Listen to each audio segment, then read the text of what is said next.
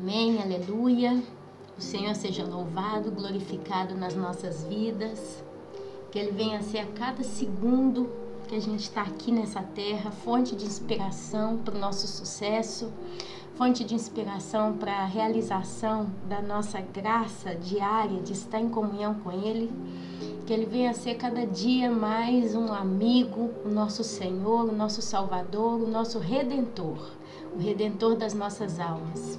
Meus irmãos, hoje é dia 8 de janeiro de 2015, eu me chamo Ana Paula, para quem não me conhece, e eu quero fazer uma reflexão sobre o texto que está lá no livro de Efésios, capítulo 6, onde se fala da armadura de Deus. Eu espero que o Senhor possa estar trazendo uma edificação nas nossas vidas. Nesse ano de 2015, o povo de Deus já tem sentido que vai ser um ano de uma visitação ainda mais profunda de Deus para conosco, porque a gente tem caminhado de intimidade em intimidade com o Senhor. A gente tem crescido em confidência, em comunhão, em intimidade com Deus. Crescer em intimidade com Deus, meus irmãos, não é parar para cantar um louvor e falar: quero te abraçar, quero te beijar, quero sentar no seu colo, Senhor, e acariciar as tuas sandálias. Isso não é intimidade com Deus. A intimidade, meus irmãos, ela vem do conhecimento da pessoa a quem nós temos na nossa frente. Se você é casado, você tem intimidade física, ok? Mas tem casais que depois que tem as suas intimidades físicas, eles não têm comunhão com o outro.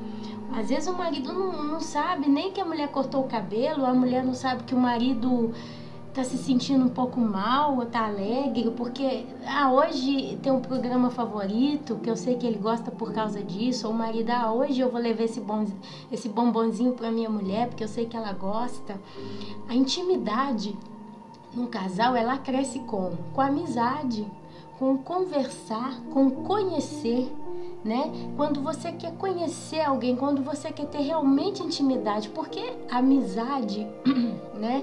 Ela tá no topo do discurso intimidade entre as pessoas, porque os amigos são mais íntimos do que os amantes, do que patrão e empregado, porque pai e filho, filho e pai, mãe. Porque quando a gente pensa em intimidade, a gente pensa muito em amizade. Eu acredito que o título amizade, ele vai o mais profundo possível na intimidade intelectual de cada um. Porque os amigos, o que eles fazem? Eles conversam. Ele pergunta, o outro responde, quem responde fala tudo que tem para falar e o outro escuta. As maiores e melhores amizades, elas vão em cima do quê? De um relacionamento de eu falo, você escuta, você fala, eu escuto, e dentro do que a gente conversa, a gente procura uma solução se é um problema, ou a gente procura crescer em cima daquilo, desde que seja uma amizade produtiva, né? Então, assim, a intimidade com Deus, ela vem no quê? No você falar com Deus, mas no você ouvir a Deus. E eu acredito que o Senhor, nesse ano, Ele tem trago no povo dele, na igreja, um nível ainda maior de intimidade. Primeiro, pela necessidade da igreja estar cada dia mais pronta, mais preparada. Ela está mais segundo a estatura de Cristo para ser arrebatada. E segundo, porque é um fato natural. Quanto mais você busca numa fonte, mais água você vai encontrar, não é verdade? Então, meu amado, minha amada, esse é o primordial que a gente tem que ter no nosso coração. Esse ano vai acontecer uma catástrofe? Vão acontecer catástrofes? Problemas vão aumentar? Não me interessa, não sei. Eu tô com medo porque esse ano pode ser que eu vou ficar pra grande tribulação. Pensamentos assim, né? Vai vir uma tsunami na minha casa, um terremoto. Aqui mesmo, semana passada, nós tivemos um terremoto na nossa casa. Foi de 4 ou 6.0, não lembro o grau.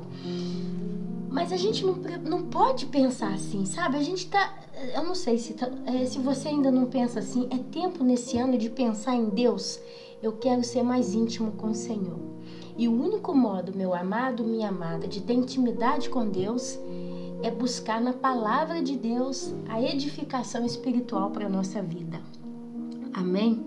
Então eu espero que esses vídeos que a gente vai estar fazendo esses dias, né, esses meses, enquanto Deus permitir, eles venham ser realmente fonte muito rica de nutrição espiritual para cada um de nós, incluindo eu mesma. E que a gente possa crescer de fé em fé com o Senhor.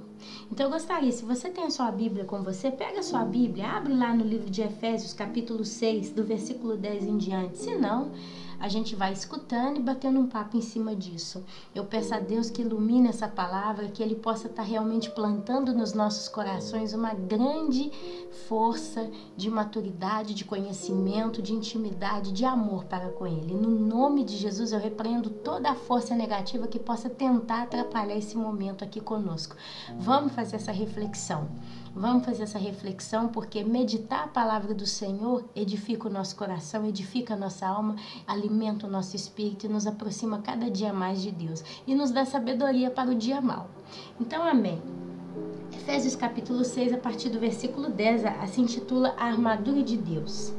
Finalmente, foi o apóstolo Paulo que falou aos Efésios, né? Então ele, com os conselhos dele, ele vai: finalmente, fortaleçam-se no Senhor e no seu forte poder. Fortaleçam-se no Senhor e no seu forte poder. Meus irmãos, quando eu leio a Bíblia, eu procuro parar palavra por palavra e entender o que cada uma delas significa realmente. O nosso Senhor é aquele quem guia a nossa vida, é aquele quem dá a direção à nossa vida. E esse Senhor, ele não tem só um poder, mas ele tem, como diz Paulo, forte poder.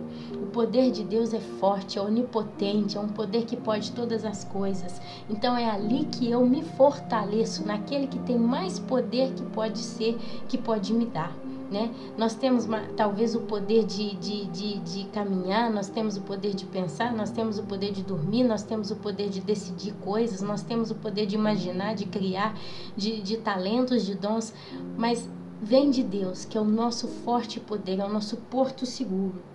Então aí ele continua, do versículo 11: vistam toda a armadura de Deus para poderem ficar firmes contra as ciladas do diabo. A armadura de Deus. Por que o apóstolo Paulo ele comparou aquilo que Deus tem para nos dar poeticamente como uma armadura?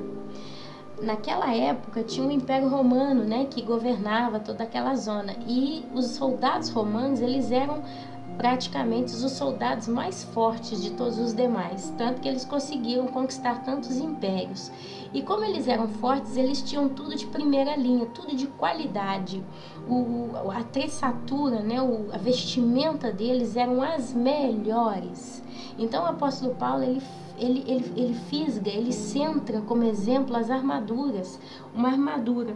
E aí ele fala: vistam toda a armadura de Deus para poderem ficar firmes contra as ciladas do diabo, pois a nossa luta não é contra seres humanos, mas contra os poderes e autoridades, contra os dominadores deste mundo de trevas, contra as forças espirituais do mal nas regiões celestiais.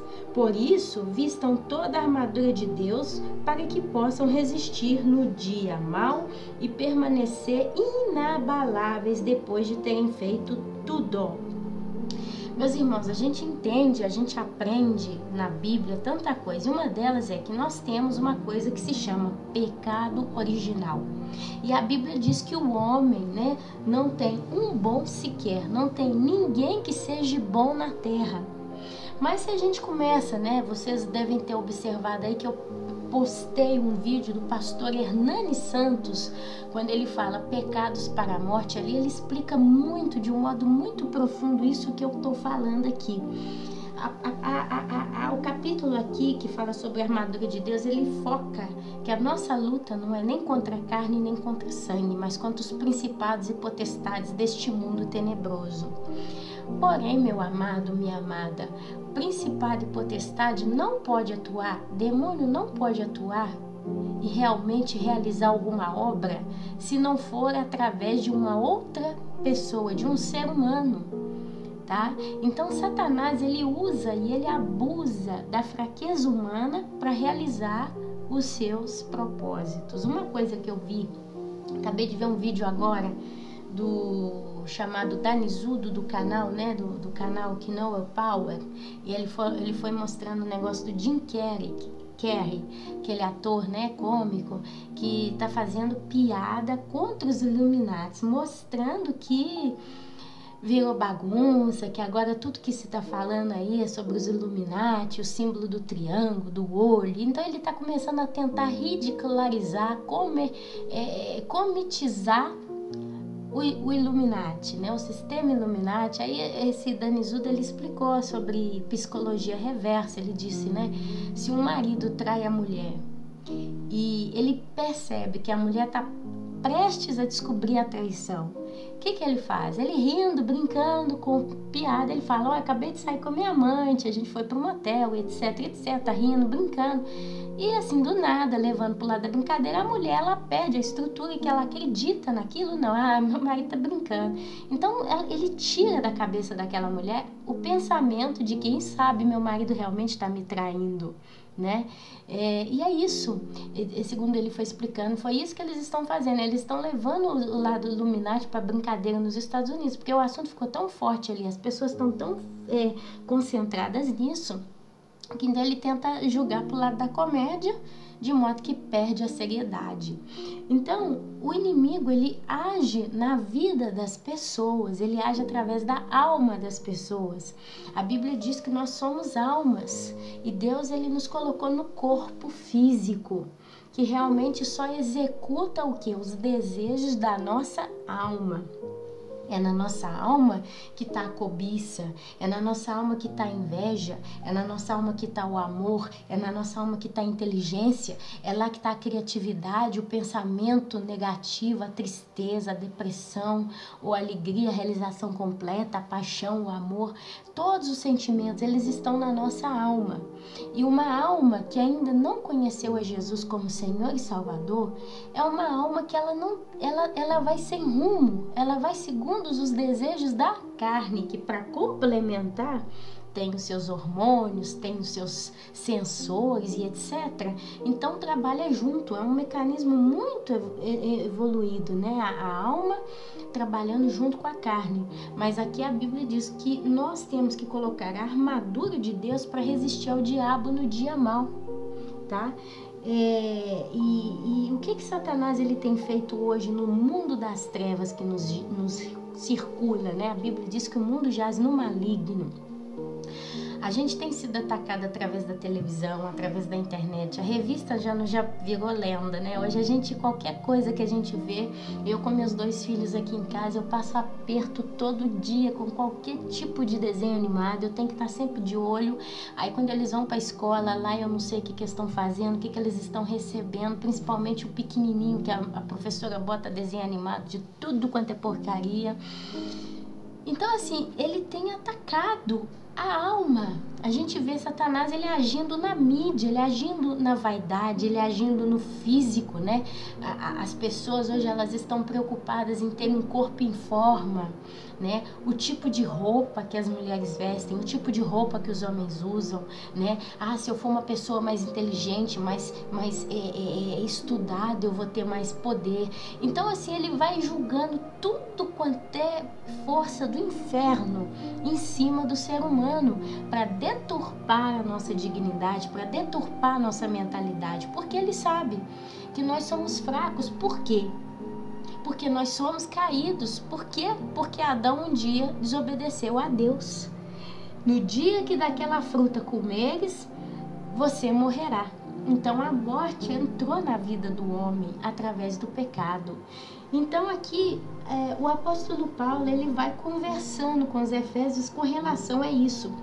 Ele diz, a nossa luta não é nem contra a carne nem contra sangue, mas contra os principados e potestades. Nesse caso, conosco mesmo.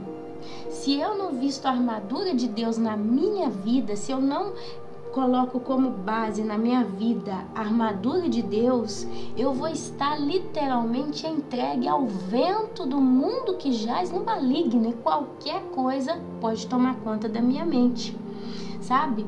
Às vezes eu fico passeando um bocado aqui pelo YouTube, vendo alguns vídeos, entendendo algumas reportagens, né? Eu vejo muita reportagem e tal. E eu vejo cada coisa que você vê que as pessoas, elas não têm senso de direção. Sem a palavra de Deus, sem a direção de Deus, as pessoas, elas são soltas no mundo e elas não têm cabeça. Elas não têm senso de responsabilidade. Tem pessoas enfrentando a morte todo dia sem ter noção do que está fazendo. E é a misericórdia de Deus que tem mantido muitas pessoas vivas. Um exemplo muito claro que eu posso dar para vocês, eu assisti num programa ontem na televisão, seriam as pegadinhas, né? E ali mostra, né? Esse programa que eu assisto aqui chama Estúpido ao Quadrado. É onde a gente vê pessoas que fazem coisas estúpidas e se dão muito mal. E assim, só de bater o olho naquilo que elas estão para fazer, você vê que são coisas assim perigosas. Elas podem até morrer, dependendo do tipo de coisa que elas fazem. E ali você se pergunta, mas será que essa pessoa não tem medo de morrer? Quantas pessoas no mundo aí não tem medo de morrer? E Satanás, ele tem chovido em cima dos seres humanos nessa terra, fazendo eles ficarem se sentindo poderosos, se sentindo grandes heróis, se sentindo fortes demais, bons demais. E a vaidade, né, a arrogância pessoal, a prepotência tomando conta das pessoas, e elas estão se julgando na mão da morte todos os dias. Tem gente saltando de prédio aí, né, no elástico para mostrar. Tem gente que sobe montanhas aí, altas atitudes. Gente que faz esqui na neve, né, chia na neve. E pessoas que vão no mar aberto atrás de certas coisas perigosas. Então a pergunta é, vocês não têm medo da morte? As pessoas, elas estão vivendo num mundo de coragem.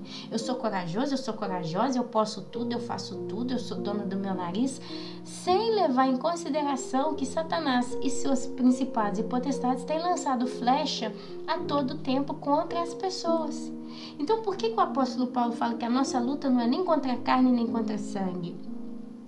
Ele fala isso porque se você coloca uma armadura, você está se protegendo. Aqui ele está falando de uma luta pessoal. Às vezes alguém me faz mal, às vezes alguém me faz alguma coisa, e eu custei na minha vida entender isso. Mas eu hoje, quando eu vejo alguém me fazer o mal, é claro que eu fico triste, é claro que dependendo do que me fazem, eu sou até lesada e a gente sente, às vezes a gente até reage um pouquinho, às vezes não, mas sempre buscando o controle de Deus. E a Bíblia diz que a gente pode irar, mas não pecar, né? Então, ou não deve irar, não lembro. De qualquer modo, a gente vê a Bíblia falando sempre que a gente tem que ter um coração calmo e passivo. Por quê? Porque uma pessoa que nos faz o mal pode ser a pessoa mais ruim do mundo, porque tem gente ruim nesse mundo, não tem jeito de falar que não tem. Tem muita gente ruim nesse mundo. Só que quando você começa a ver tudo com a ótica de Deus, você vê que aquela pessoa que te faz o mal, ela está fazendo mais mal a ela mesma do que a você. São tantos exemplos, né? Uma mulher que rouba o marido da melhor amiga. Era minha melhor amiga, nós caminhamos tantos anos juntas, de repente ela vai e rouba meu marido. E ela leva meu marido com ela. A dor que ela vai deixar em mim é a dor da perda do meu casamento. Talvez eu tenha filhos e meus filhos vão ver tudo isso. Vai ser um desastre, um estrago extremamente profundo e cruel. Mas vai chegar um dia, lá na frente, no futuro, que aquela mulher, ela vai ter que prestar contas a quem? A Deus. E se eu sou uma pessoa cristã que tem a minha vida salva pelo sangue de Jesus e perdi meu marido para minha melhor amiga, eu vou sofrer na carne, eu vou sofrer na alma, eu vou sofrer nesta era, nesse mundo, mas eu vou ter uma eternidade com o meu Deus. E aquela mulher pode pagar toda a eternidade no fogo, do enxofre, debaixo da ira do Senhor. Então tem diferença. Então quando a gente começa a entender que a nossa luta não é nem contra a carne nem contra a sangue, é quando a gente começa a ter mais estabilidade de como reagir com quem nos faz o mal, ou como quem nos deseja o mal, né? Eu na minha vida já tive que buscar perdão várias vezes de pessoas que me fizeram mal. E é uma das maiores humilhações, é alguém fazer tanto mal a você e você ter que ir arrastando e pedir perdão para aquela pessoa. É quase que hipócrita, né? A gente só não pode dizer que é hipócrita porque a gente está com o coração diante de Deus e fala, eu vou fazer por obediência. E o Espírito Santo, ele lava, limpa os nossos corações e depois do ato ele nos renova de um modo tão maravilhoso. Nós recebemos próprio uma espécie de banho de paz, não é verdade? Então, é isso que o apóstolo está falando. Quando eu visto a armadura, eu estou me protegendo dos principados e potestades, porque do mesmo jeito que Satanás ele tem influenciado a cabeça de muita gente aí fora, não tem nada que o impeça, a não ser Deus, que ele venha influenciar também a minha vida. Então ele fala, olha, trevas contra as forças espirituais do mal nas regiões celestiais. Por isso, vistam toda a armadura de Deus para que possam resistir no dia mau e permanecer inabaláveis depois de terem feito tudo. O dia mau, ele alcança todos nós. Talvez é aquele dia que você perde o emprego, talvez é o dia que alguém que você ama muito morre, talvez é o dia que você descobre que você está com uma doença em estado terminal, talvez é o dia que você sofre um acidente, talvez é o dia que estoura uma briga com uma pessoa qualquer e você, como cristã, se sente destruída porque você explodiu em guerra com alguém ou brigou com alguém, gera ódio, gera raiva, gera, né? Então, o dia mau é tudo aquilo que te traz pecar, que te leva a pecar, que te traz a opressão, que te traz a perseguição. E se você tem a armadura de Deus, você pode resistir no dia mau depois de ter feito tudo. O que é esse fazer tudo?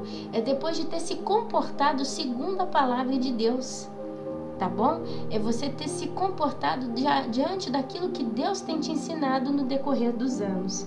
Aí ele começa, assim, mantenham-se firmes, cingindo-se com o cinto da verdade.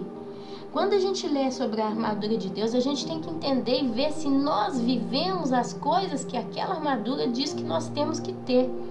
Se você é uma pessoa que fala mentira, você pode colocar a cinta da verdade de Efésios 6. E falar a verdade não é só o suficiente, mas é viver a verdade. É você olhar para você mesmo e ver que a sua vida diante de Deus é cristalina. Eu não menti para ninguém, eu não estou fazendo nenhum embrulho, eu não roubo nada nem ninguém. Tudo que eu estou fazendo é diante da verdade. E eu falo a verdade, eu vivo a verdade. Entre quatro paredes, eu sou a mesma fora das quatro paredes, é a verdade. Então é com o cinto da verdade, vestindo a couraça da justiça. A couraça, ela cobre o peito. Justo? E o peito é a nossa zona vital. Debaixo da couraça está o pulmão, né? Onde a gente respira, absorve todo o ar que a gente precisa. A gente diz que Deus, ele é mais importante do que o ar que nós respiramos. O Espírito Santo, ele é a brisa suave que bate no nosso coração todo o tempo.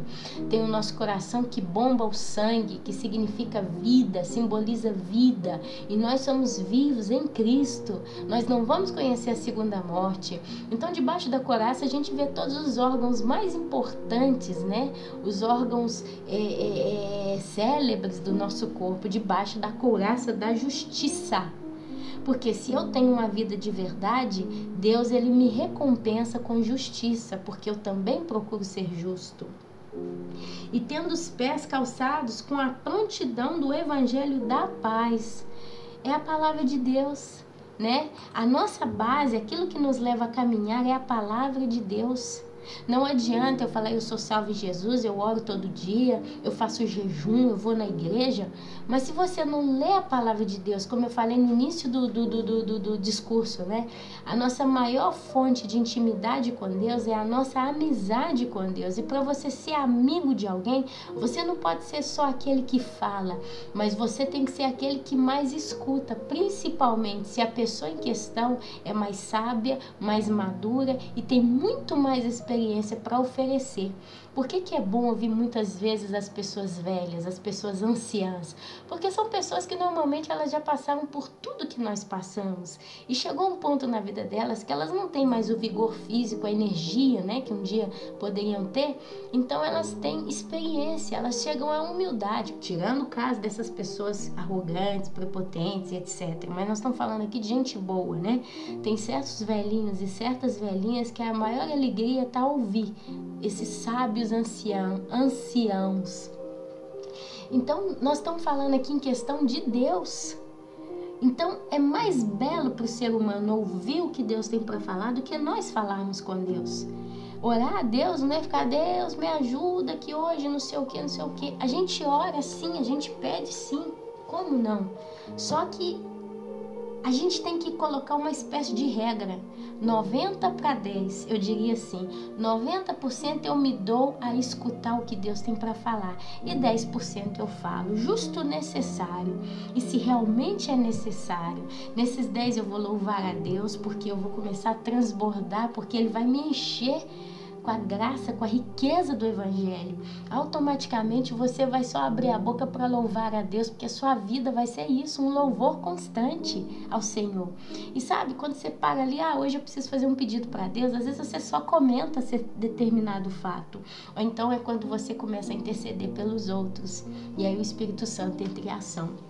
Então, meus amados, o Evangelho da Paz, ele é prova viva nas nossas vidas. É quando você coloca em ação aquilo que você leu da palavra santa de Deus, né? Além disso, usem o escudo da fé, porque aqui serve tudo isso se a gente não crê que realmente existe um Deus que cuida de nós. De que adianta eu falar a verdade? De que adianta eu ler a Bíblia? De que adianta eu crer na justiça, seja eu procurar fazer a justiça do que eu procurar crer que Deus é a minha justiça, se eu não creio em tudo isso, se eu não tenho fé?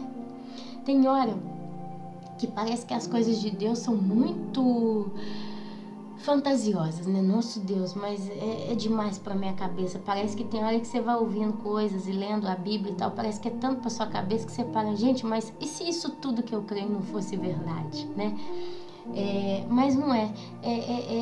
A fé, ela é essa. Só o fato da gente estar à disposição de Deus, a gente já está mostrando para Ele que a gente crê. Sabe, quando você vai num culto e você se dedica ali de todo o coração, ou quando você se coloca a ler a Bíblia, se empenha, se coloca em compromisso com Deus, isso são provas de fé para Deus, são sacrifícios de louvor. É quando você sacrifica diante de Deus o seu coração em amor, você destila para Deus os seus sentimentos mais profundos de admiração, de temor, né? Você insiste em continuar a caminhada. Isso é fé. Às vezes você fala, mas será que eu tenho fé? Isso é você saber. Se você quer saber que você tem fé, basta você analisar como que você se comporta com Deus. Ninguém aplica-se a um projeto se não crê naquele projeto. Eu não vou nunca começar a estudar culinária, né, e todos os profundos segredos da cozinha sofisticada e começar a juntar um dinheirinho para abrir um restaurante, se eu não acredito que aquilo ali pode ser uma nova coisa na minha vida. Então, quando você se aplica a alguma coisa, é porque você acredita naquilo. Então, quem está se aplicando para com as coisas de Deus, automaticamente está testemunhando a Deus. Eu creio. Eu creio na salvação, eu creio que Jesus morreu na cruz, eu creio que o sangue dele me lavou dos pecados, ainda que Satanás venha me acusar quando eu erro, eu creio que o sangue de Jesus é maior, é mais forte do que qualquer uma das minhas fraquezas, que ele é meu advogado, que intercede diante de Deus por mim. Eu creio no Espírito Santo que está habitando dentro do meu coração. Eu creio que no dia mau Deus vai me dar a direção correta a seguir. E você caminha, meus irmãos, acreditando que aquilo que você vive, ainda que pessoas que estão ao seu redor dizem, é uma ilusão, você é fanático, você é fanática, você é muito bitolado em determinada opinião, não é bem assim, não tem nada a ver. Você vai contra a maré, batendo de frente, defendendo aquilo que você crê. No nosso caso, nós cremos no Evangelho. Então isso é viver o Evangelho com o escudo da fé. Na hora que as pessoas vêm contra nós, nos acusando, tentando nos enfraquecer com relação àquilo que a gente crê, você se levanta, olha para o céu e fala, não, mas eu creio. Ainda que pareça uma loucura, porque às vezes crer em Deus parece loucura, e a Bíblia fala isso mesmo, né? Para quem não pertence a Deus, o Evangelho é loucura, mas para nós, meus irmãos, é fonte sábia de vida. É fonte de vida, de sabedoria, de graça. A gente não vê nada nessa terra muitas das vezes. A gente às vezes faz e busca, procura viver em paz, evita brigar com um, evita problema aqui, evita, né, procura ser honesto sempre, procura a gente procura zelar o máximo possível. E às vezes a gente não vê tanto fruto todos os dias. Mas uma coisa é certa, a gente crê que vai chegar um dia em que o Senhor nos recompensará. Tem quem pensa, né, que vai nos recompensar com um galardão, apesar que a gente não sabe quais seriam esses galardões que Deus tem reservados para nós. Mas a gente crê que algo muito grande vai acontecer com a vida de cada um de nós. Só o fato da gente poder ver o Criador de todas as coisas face a face e contemplar a presença dele, a glória dele, sabe, meus irmãos, é a coisa mais linda que pode acontecer com um de nós. E aí você começa a acrescentar que a Bíblia tem promessa de galardão, de coroa, de salvação, de joia, nunca mais vai ter lágrima, dor e etc. Então você vê ainda aquela passagem que diz: nem olhos viram, nem ouvidos ouviram, nem jamais chegou ao coração do homem aquilo que Deus tem preparado para aqueles que os amam. Então é ali que a gente sustenta. Não, eu creio, eu não vi, eu não percebi, eu não entendi. Mas sabe uma coisa que eu falo para vocês, eu penso sempre, olha ao seu redor. A Bíblia diz que a natureza, ela reflete a glória de Deus. E se você tem a oportunidade de ver um programa, um documentário aí que fala de algumas coisas relacionadas à natureza, mostra alguns paraísos na terra, nessas praias exóticas, ou então deserto, florestas maravilhosas, os animais, a glória das flores, né? A dimensão do oceano, o espaço profundo, as estrelas e tudo. Quando você começa a observar essas coisas, são grandiosas demais para nós. Nós não temos como conseguir computar na nossa cabeça. O ser humano, ele hoje tem visto o Sol através dos satélites, mas o ser humano em si nunca conseguiu contemplar face a face o Sol. Ele não tem como se aproximar. E a gente sabe que é algo glorioso demais. A gente não consegue nem da terra levantar os olhos e olhar diretamente para o sol. Agora você imagina, o sol não brilha nem a poeira do laço, do cadastro, do sapato de Deus, para dizer, né? Então a gente começa a imaginar, será que Deus não tem algo muito maior reservado na eternidade? Ontem eu estava vendo um programa aqui com meu filho de universo, né? E fala das estrelas, se tem seres extraterrestres lá de lá da nossa zona espacial e etc. E eu até comentei com meu marido, falei, gente, até onde o homem conseguiu observar, ele não achou vida. Ou é fogo, ou é gás, ou é frio extremo, são ambientes extremos lá no espaço sideral, né? A gente vê planetas aí que são extremamente quentes, abandonados, poeira, não tem nada e tal. E eu fiquei pensando, falei, gente, imagina se Deus tivesse liberado para o ser humano, não só o planeta Terra, depois que Adão e Eva cometeu o pecado, o Jardim do Éden e tudo isso, e Deus soltou o ser humano na Terra, mas imagina se Deus tivesse soltado o ser humano no universo inteiro. Se o planeta Terra, que é assim tão maravilhoso, é uma pérola nas mãos de Deus, nós incluindo eu, estamos destruindo, o que o ser humano não poderia fazer no universo inteiro? Então Deus, ele limitou todas as coisas, porque ele permitiu que a gente vivesse fisicamente no mundo físico. Mas aquilo que está reservado na eternidade, eu acredito que está envolvendo todas as coisas que Deus criou, de modo perfeito. Hoje a gente vê verme, a gente vê mosca, a gente vê insetos, a gente vê plantas daninhas. Isso tudo caiu por causa do pecado. A Bíblia diz que a natureza, ela sofre por causa do pecado do homem. Então, na eternidade, todo esse mal, toda a maldição que foi lançada, já do pecado de Satanás com o pecado do ser humano, toda essa transgressão contra Deus, tudo isso vai terminar. E todas as coisas se farão novas. A Bíblia diz de novos céus. Meus irmãos, a gente tem que prestar atenção na palavra de Deus. Céus, em plural. Então nós estamos falando da nossa atmosfera da Terra e nós estamos falando do espaço sideral. Deus, ele vai renovar todo o universo na eternidade. Novos céus e nova terra. Novo planeta Terra. Depois do Armagedon, depois de todos os cálices, de toda a ira de Deus que vai ser derramada na terra, depois de todo o caos que vai acontecer aqui com o anticristo, a Bíblia diz que Jesus, ele vai vir governar 1 milênio na terra. E Jesus, ele não vai vir governar no planeta quebrado às peças, mas Jesus, ele vai restaurar a terra. Então, nova terra, Deus ele vai restaurar o planeta Terra, mas ele vai restaurar também os céus. Primeiro fala que vai se enrolar como um pergaminho, vai ter um caos total. Mas depois ele vai renovar todas as coisas. Então, meus irmãos, isso é ter fé, é projetar a nossa visão em Deus, nos leva a imaginar, a entender, a vislumbrar as coisas de lá, as coisas de fora, aquilo que a gente ainda não conseguiu ver. E uma coisa é certa, Deus ele tem coisas reservadas para nós de lá do planeta Terra. E já no planeta Terra, quando Jesus Cristo vier governar no milênio, já vai ser maravilhoso demais para nós. Mas imagina que nós estamos falando de toda uma eternidade. De toda uma eternidade, meus irmãos. Então, eu na minha vida, eu creio que isso é ter o escudo da fé. É olhar a Deus como Ele merece ser visto. Sabe? Não é ver em Deus um velho de barba branca, sentado num trono, com o rosto fechado. E a gente está ali repetindo reza dia inteiro, com cara fechada. Não.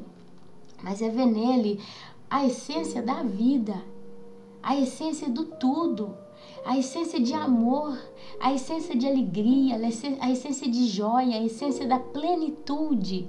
A gente escuta falar plenitude de Deus todo o tempo. Então, meus irmãos, a gente tem que começar a considerar, caso ainda alguém não considera isso, que a aposta em jogo, ela é extremamente alta. Nós estamos fixando os nossos olhos no Criador de todas as coisas, no princípio, no Deus Todo-Poderoso. E aí você continua. Além disso, usem o escudo da fé com o qual vocês poderão apagar todas as setas inflamadas do maligno. Sabe, Satanás ele te acusa, você pecou, você errou, você tá fazendo isso, você não tem jeito mais, Deus não vai querer saber, você foi salvo, você pisou na bola, agora Deus não vai te ajudar mais, você vai morrer. Não, eu tenho fé que tem o meu Redentor que é Cristo e Ele pagou meus pecados na cruz e o Espírito Santo tem trabalhado na minha vida e Ele vai fazer com que eu cresça cada dia mais. Sabe? É assim que Deus quer que nós sejamos, que nós vejamos as coisas. E ali ele continua, usem o capacete da salvação. Capacete da salvação. Se você tem na sua cabeça, se você tem na sua mentalidade que você está salvo porque Deus te convenceu da salvação. E é ali que protege todos os seus pensamentos contra o maligno. Quando o inimigo vem lançar setas inflamadas de mal na sua mentalidade, na sua cabeça, você é diferente de outras pessoas que estão se deixando levar por qualquer tipo de ilusão no mundo. Usem o capacete da salvação e a espada do Espírito. Aleluia! A espada do Espírito, que é a palavra de Deus. Se você se alimenta da palavra de Deus, você vai fazer com que ela vire uma fonte de águas vivas na sua vida, na sua boca. Jesus se defendeu de Satanás os 40 dias no deserto como? Através da palavra de Deus. Não é verdade? Orem no Espírito em todas as ocasiões, com toda oração e súplica. Tendo isso em mente, estejam atentos e perseverem na oração por todos os santos. A palavra de Deus, ela diz que nós temos que orar uns pelos outros, meus irmãos. Às vezes você está muito bem com Deus, às vezes você está forte, você está vivendo um momento de tanta glória com o Senhor, na intimidade da tua santidade. Mas às vezes tem um irmãozinho que você conhece que está fraco, que está tendo dificuldade, ou então que ainda está começando a conhecer a palavra de Deus, ainda não tem experiência, maturidade suficiente. Então a Bíblia ela fala que nós temos que orar uns pelos outros, que nós temos que realmente ajudar o nosso próximo. E ali Paulo fecha, orem também por mim, para que quando eu falar, seja-me dada a mensagem a fim de que determinadamente torne conhecido o mistério do Evangelho, pelo qual sou embaixador preso em correntes. Orem para que permanecendo nele, eu fale com coragem, como me cumpre fazer. Aleluia. Devemos seguir esse pedido orando pelos corajosos pastores e servos verdadeiros de Deus nesta terra. É um capítulo pequenininho. Eu espero de ter conseguido passar para vocês como eu o interpreto na minha vida, sabe, meus amados, minhas amadas. E é isso, quando a gente lê a Bíblia, a gente precisa viver cada palavrinha.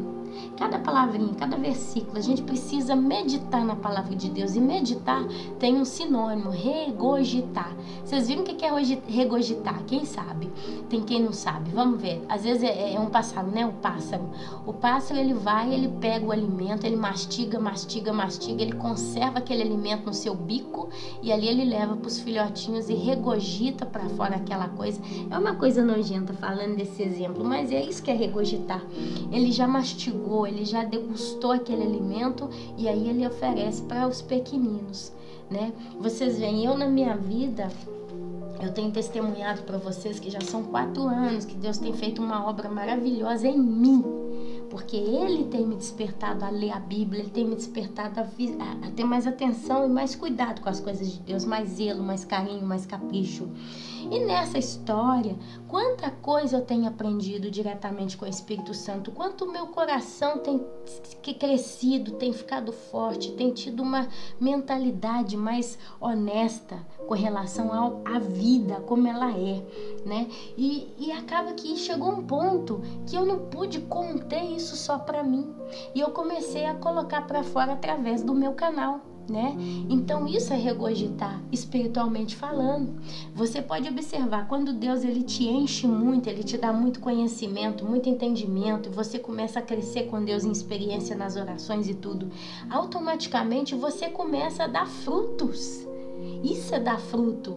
Aleluia! Quando você começa a expelir as coisas que Deus ele te dá, ele enche o vaso e o vaso transborda. Porque tudo que Deus faz é próspero. Tudo que Deus faz é vida. Tudo que Deus faz, ele se multiplica. Deus ele compara a nossa vida como uma árvore, né? É uma sementinha que é lançada, aquela sementinha brota, vinga, cresce, consegue vencer todas as intempéries ao seu redor. E de repente ela começa a fazer o quê? Ela retribui a natureza, a sua natureza, com seus frutos. E aí você vê aqui na casa da minha sogra tem um pezinho de mexerica pequenininho, sabe? É pequenininho. Mas todo ano dá mexerica.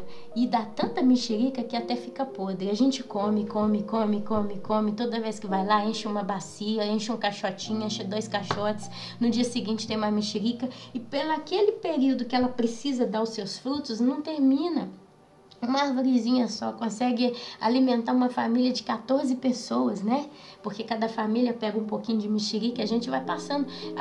Eu tenho vezes que eu como 3, 4 mexerica depois do jantar, ou depois do almoço. E tá lá, e a cestinha da mexerica, enquanto é o período, né, dela tá dando fruto, não fica vazia. Então Deus ele compara a nossa vida espiritual como uma árvore. E até quando foi o momento, quando Jesus lança uma maldição naquela figueira, naquela árvore, acho que era uma figueira, para ela secar, porque ela não dava fruto, sabe? Então quando você busca a Deus, meus irmãos, quando você se inclina a estar à disposição do que Deus tem para te dar, Deus te enche. E automaticamente você, como um vaso nas mãos do oleiro, você transborda. E quando você transborda, tudo que está ao seu redor recebe aquela unção. E o mesmo, infelizmente, acontece pelo mal. Você vê pessoas que fazem o mal, né? Você vê o mal atuando no mundo. Os homens que infelizmente permitiram que os Satanás e seus principados e potestades dominassem as suas mentes, oferecendo os reinos deste mundo. A gente vê, são a minoria que governa todo o planeta. Eles têm uma riqueza inestimável, uma riqueza que não tem como dizer vale tanto, a riqueza de famílias poderosas pelo mundo inteiro. Eles têm tanto. E quanto mais eles têm, mais eles querem ter. Quanto mais eles roubam, mais eles querem roubar. Quanto mais eles são egoístas, mais egoístas eles são. Quanto mais eles investem em projetos para manter o estilo de vida deles único e exclusivo para eles, no poder, na fama, no sucesso e na riqueza, mais eles fazem. E mais o mal prospera todo mundo. Por isso a gente vê como que o mundo jaz no maligno. Satanás ele começou com um ser humano nessa terra, que foi a Eva. E ele conseguiu influenciar a Eva. A Eva influenciou Adão. E dali partiu toda essa desgraça que a gente tem vivido todos esses anos. Então, meus amados, minhas amadas, A oração que eu deixo aqui hoje para vocês é essa: que a gente tenha no nosso coração a disciplina e o amor, o desejo de buscar a palavra de Deus, e que essa armadura do livro de Efésios 6 venha a ser uma realidade, não só na minha, mas na vida de cada um de nós, e que nesse ano de 2015 Deus possa estar realmente lucidando essa armadura na vida de cada um, seja na minha, seja na de vocês. Esse é o desejo do meu coração. Essa é uma palavra, meus irmãos, que eu quis deixar hoje com vocês, porque hoje realmente eu dediquei o meu dia para estar meditando as coisas de Deus. Eu podia fazer outras coisas, mas o meu coração, ele tem buscado isso no dia de hoje. Eu gostaria de ter deixado essa reflexão.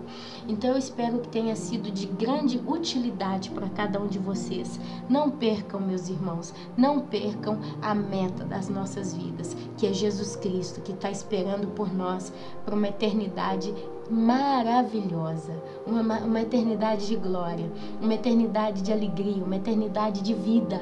Então que a gente possa estar concentrado nessa mensagem, né, esperando o que Deus tem para cada um de nós. Eu abençoo a cada um de vocês com a santa paz do Senhor.